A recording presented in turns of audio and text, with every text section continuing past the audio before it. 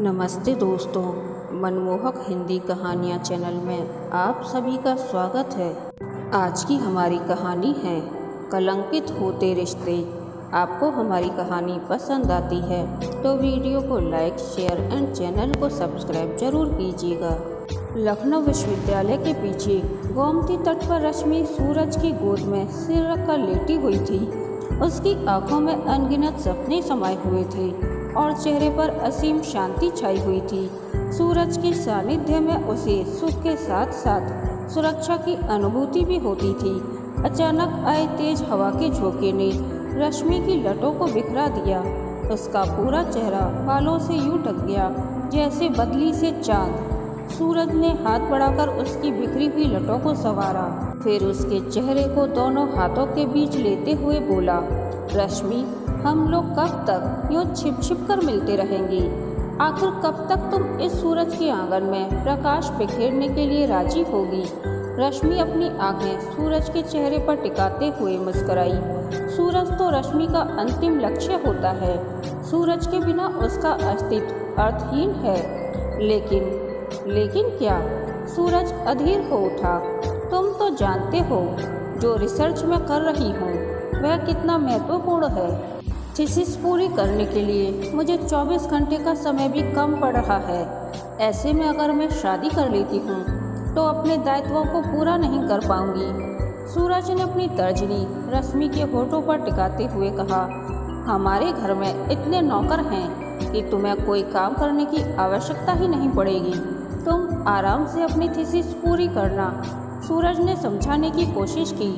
रश्मि खिलखिलाते हुए उठ बैठी और कपड़ों में लगी रेत को झाड़ते हुए बोली, जानती हूँ गुड्डू राजा, लेकिन तुम भी ये जान लो कि मैं जो भी काम करती हूँ पूर्णता के साथ करती हूँ। जब तक थीसिस लिख रही हूँ सिर्फ थीसिस लिखूँगी।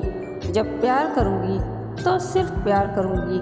उस समय मैं किसी नौकर को ना तो तुम्हारे पास चाय की प्याली लेकर फटकने दूँगी और न ही किसी को तुम्हारे कपड़े छूने दूँगी। सिर्फ मैं और तुम, हमारे बीच तीसरा कोई नहीं आने पाएगा। इसीलिए फ़िलहाल थोड़ा सा इंतज़ार और करो। मेरी थीसिस बस पूरी होने वाली है।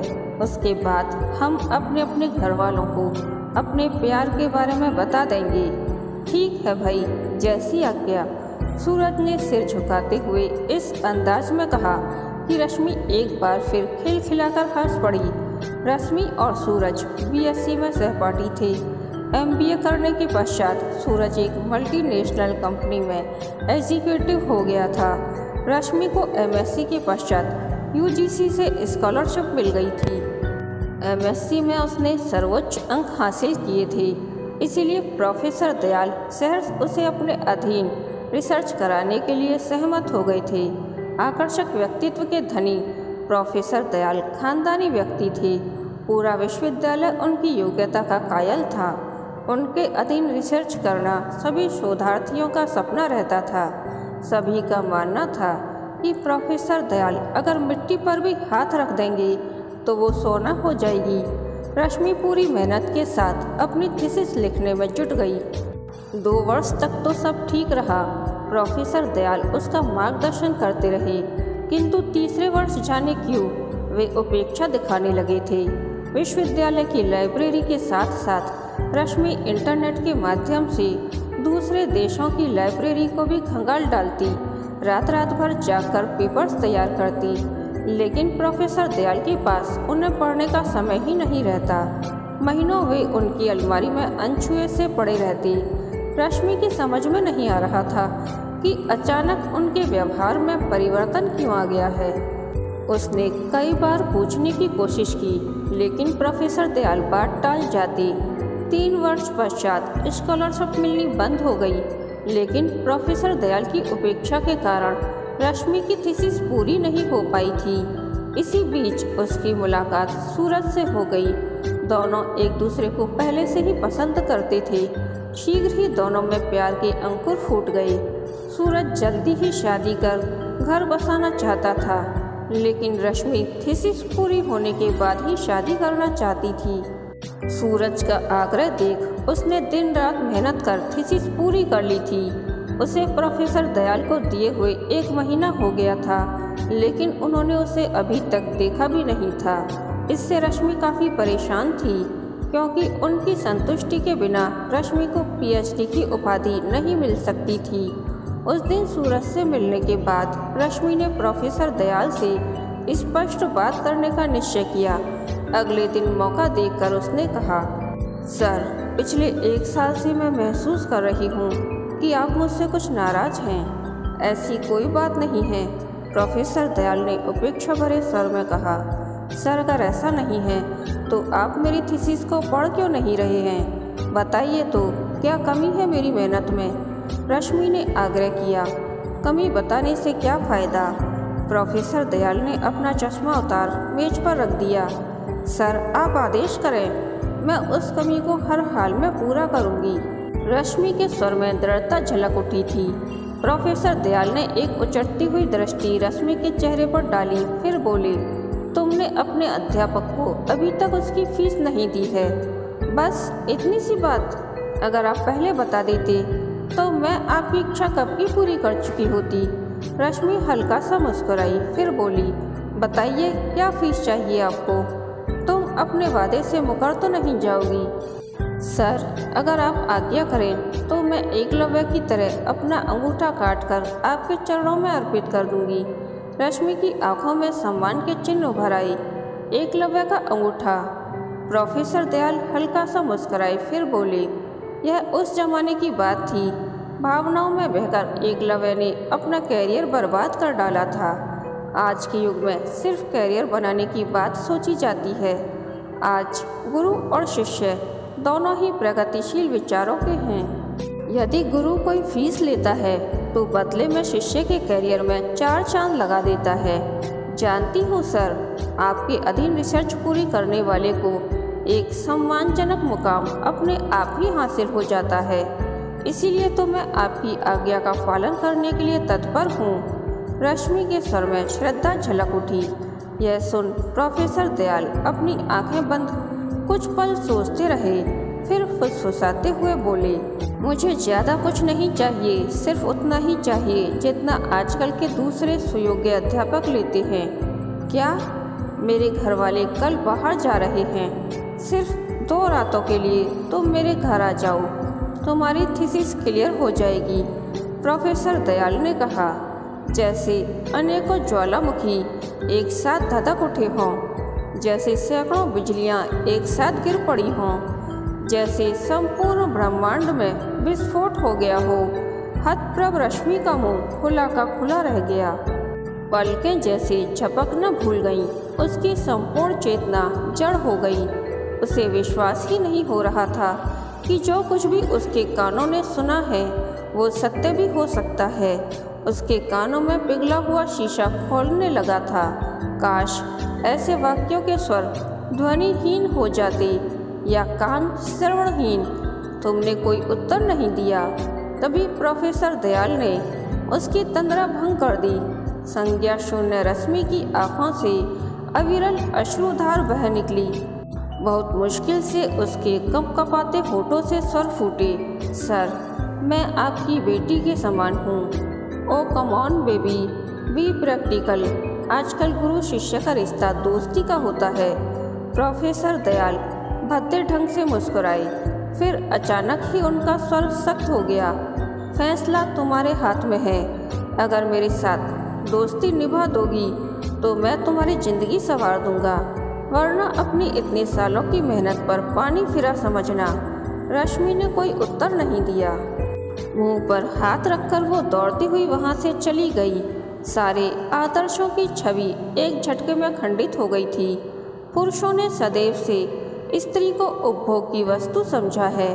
प्रोफेसर दयाल ने भी उसे मात्र एक स्त्री ही समझा। उसकी प्रतिभा, लगन, योग्यता और मेहनत का कोई मूल्य नहीं उनकी दृष्टि में। वो इतने वर्षों से एक आदर्श गुरु के रूप में उन्हें पूजती चली आ रही है, किंतु वे देवता नहीं, वासना के पुजारी निकले। रश्मि को अपना वजूद अस्तित्वहीन होता सा प्रतीत हो रहा था।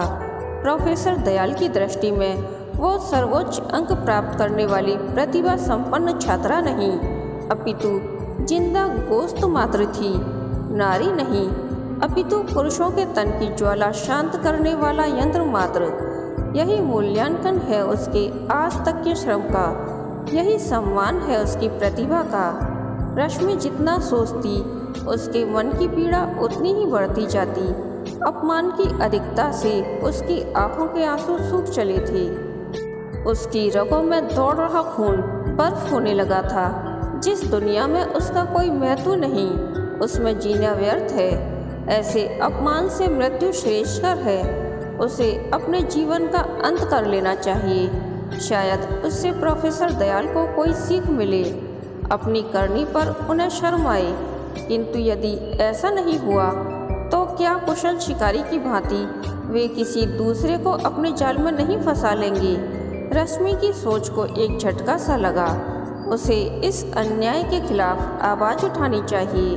प्रोफेसर दयाल को उसकी करतूतों का दंड मिलना चाहिए, लेकिन कैसे?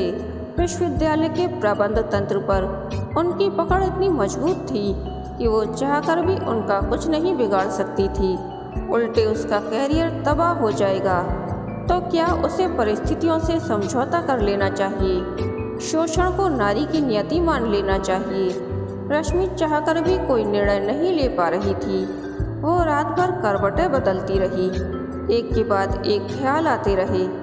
अगले दिन जब वह उठी तो अपनी दिशा निर्धारित कर चुकी थी। उसने दोपहर में प्रोफेसर दयाल को फ़ोन किया।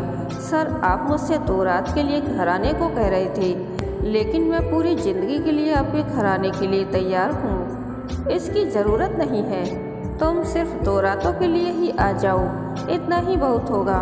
प्रोफेसर दयाल ने हंसते हुए कहा, ओके सर, मैं शाम को पहुँच जाऊँगी। रश्मि ने कहा और फ़ोन काट दिया।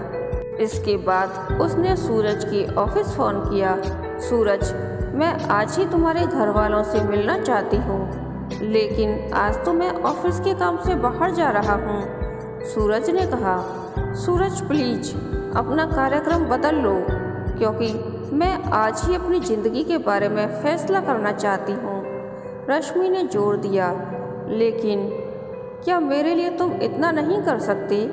रश्मि का स्वर कातर हो उठा। तुम्हारे लिए तो मैं अपनी जान दे सकता हूँ। घर वालों का सामना करना तो बहुत मामूली बात है। सूरज हंस पड़ा। ओके, मैं 5 बजे तुम्हारे ऑफिस के सामने पहुँच जाऊँगी, रश्मि ने कहा और तुरंत फ़ोन काट दिया। रश्मि ने अपनी भूमिका को तय कर ली थी, किंतु उसके अंतर्मन में हलचल मची हुई थी। समय काटे नहीं कट रहा था। घड़ी की सुइयां भी आज कुछ ज़्यादा ही धीमे चल रही थी। शाम 5 बजे वह तैयार होकर सूरज के ऑफिस के सामने पहुंच गई। सूरज अपनी कार में बैठा उसी की प्रतीक्षा कर रहा था। उसे लेकर तुरंत अपने घर की ओर चल पड़ा। रास्ते पर रश्मि मौन रही। सूरज ने भी उसे टोकना उचित नहीं समझा। सोचा शायद वो अपने आप को आने वाली स्थिति के लिए तैयार कर रही है। अपने विशाल बंगले के प्रांगण में पहुंच सूरज ने कार रोकी और रश्मि के कंधे पर हाथ रख स्नेह भरे स्वर में बोला, रश्मि, घबराना बिल्कुल नहीं। डैडी बहुत अच्छे हैं। मुझे विश्वास है कि वे तुम्हें अवश्य स्वीकार कर लेंगे। मैं तुम्हारे डैडी को बहुत अच्छी तरह से जानती हूँ। रश्मि ने अपनी बड़ी बड़ी आँखों को उठाकर सूरज की ओर देखा। जानू भी क्यों नहीं, उनकी स्टूडेंट जो रह चुकी हो। सूरज मुस्कुराया। स्टूडेंट रह नहीं चुकी हूँ, बल्कि आज भी हूँ। क्या मतलब? मैं अपनी रिसर्च उन्हीं के अंडर पूरी कर रही हूँ, रश्मि ने धीमे स्वर में बताया। तुम डैडी के अंडर रिसर्च कर रही हो? सूरज उछल पड़ा, फिर रश्मि को घूरते हुए बोला, मैंने तुमसे कितनी बार अध्यापक का नाम पूछा था, लेकिन तुमने बताया क्यों नहीं? मैं अपनी रिसर्च अपनी मेहनत और योग्यता के बल पर पूरा करना चाहती थी। अगर मैं तुम्हें अध्यापक का नाम बता देती तो तुम अपने डैडी से मेरी सिफारिश अवश्य करते। फिर मेरे मन में जिंदगी भर ये एहसास बना रहता कि पीएचडी की डिग्री मुझे अपनी योग्यता से नहीं बल्कि सिफारिश से मिली है। रश्मि का स्वर अचानक ही गंभीर हो उठा। You are great Rashmi, really you are great. आज डैडी तुम्हें नई भूमिका में देखकर बुरी तरह चौंकेंगे। सूरज ने स्नेह से रश्मि के कंधे पर हाथ रख उसे नीचे उतरने का इशारा किया। कार का दरवाजा बंद कर सूरज रश्मि को लेकर घर के भीतर पहुंचा। रश्मि के साथ सूरज को आता देख प्रोफेसर दयाल बुरी तरह चौंक पड़े। उनकी समझ में ही नहीं आया कि ये दोनों एक साथ कैसे आए। बहुत मुश्किलों से उन्होंने अटकते हुए कहा, सूरज तुम तो आज ऑफिस से ही सीधे बाहर जाने वाले थे ना? हाँ, लेकिन रश्मि ने जिद की कि मैं आज ही उसकी मुलाकात आपसे करवा दूं। सूरज ने मुस्कुराते हुए बताया। कैसी मुलाकात? प्रोफेसर दयाल का स्वर किसी अनहोनी आशंका से कांप उठा। सर, आप चाहते थे कि मैं केवल 2 रातों के लिए आपके पास आ जाऊं, लेकिन आपका बेटा पूरी जिंदगी के लिए मुझे यहाँ लाना चाहता है। रश्मि ने एक एक शब्द पर जोर देते हुए कहा, सड़ाक सड़ाक सड़ाक। जैसे नंगी पीठ पर चाबुक पड़ रहे हों। प्रोफेसर दयाल का सर्वांग कांप उठा। उन्होंने कभी स्वप्न में भी ऐसी स्थिति की कल्पना नहीं की थी। रश्मि ने एक झटके में उनके चेहरे का नकाब नोच डाला था। अपने बेटे के सामने ही उन्हें नंगा कर दिया था। उनका चेहरा सफ़ेद पड़ गया। ऐसा लग रहा था जैसे किसी ने सारा खून निचोड़ लिया हो। अवाक तो सूरज भी रह गया था। चंद क्षणों तक तो उसकी समझ में ही नहीं आया कि क्या करे। फिर उसने रश्मि की बाहों को पकड़ झिझोड़ते हुए कहा, रश्मि तुम होश में तो हो? तुम्हें मालूम है कि तुम क्या कह रही हो? अच्छी तरह मालूम है, लेकिन शायद तुम्हें नहीं मालूम कि तुम्हारे डैडी रिसर्च पूरी कराने के लिए मुझसे क्या फीस मांग रहे थे। रश्मि ने सर्द स्वर में कहा। रश्मि की बाह छोड़ सूरज ने उलझन भरी दृष्टि से प्रोफेसर दयाल की ओर देखा। उसे अभी भी विश्वास नहीं हो रहा था कि रश्मि जो कुछ कह रही है वो सत्य हो सकता है। प्रोफेसर दयाल की आंखों में बेटे की दृष्टि का सामना करने की ताब नहीं थी। उन्होंने अपनी आंखें झुका ली। डैडी? अविश्वास से सूरज का स्वर कांप उठा। सूरज, अगर मैं चाहती तो जिंदगी भर खामोश रहती, लेकिन इससे प्रोफेसर दयाल का हौसला बढ़ जाता। वे किसी दूसरे शिकार को पकड़ लेते और गुरु शिष्य के पवित्र रिश्ते को कलंकित करते रहते। इसीलिए मैंने सच्चाई उजागर करना जरूरी समझा। अगर हो सके तो मुझे माफ़ कर देना। मैं तुम्हारी जिंदगी से दूर जा रही हूँ। रश्मि ने सूरज की ओर देखते हुए कहा। उसकी आंखों में अश्रुकण झिलमिला उठे थे। तुम माफ़ी किस बात के लिए मांग रही हो? सूरज का स्वर भीग उठा। पल भर के लिए उसके चेहरे पर तूफान के चिन्ह आ गए। फिर वो दृढ़ स्वर में बोला, रश्मि, आज तक मैं तुमसे प्यार करता था, लेकिन आज मेरे मन में तुम्हारी इज्जत और बढ़ गई है। मैं हर हालत में तुम्हें स्वीकार करना चाहता हूँ। अब यह संभव नहीं हो सकता। रश्मि ने फैसला सुनाया। क्यों संभव नहीं हो सकता? सूरज तड़प उठा। रश्मि ने स्नेह भरी दृष्टि से सूरज की ओर देखा। फिर शांत स्वर में बोली, यदि सत्य उजागर किए बिना मैं तुमसे शादी कर लेती, तब भी तुम्हारे डैडी जिंदगी भर मुझसे आंखें न मिला पाते। वे भले ही गुरु का धर्म भूल गए हों, लेकिन मैं शिष्या का धर्म नहीं भूली हूँ। अपनी बहू के सामने आजीवन जलील होने की जलालत से मैं उन्हें मुक्ति देती हूँ। यही मेरी सबसे बड़ी फीस होगी। इतना कहकर वो तेजी से वहाँ से निकल गई। कोई भी उसको रोक पाने का साहस न कर सका। कहानी के अंत तक बने रहने के लिए धन्यवाद। यह कहानी आपको कैसी लगी प्लीज़ कमेंट करके बताइए। कहानी पसंद आई तो वीडियो को लाइक, शेयर एंड चैनल को सब्सक्राइब जरूर कीजिएगा।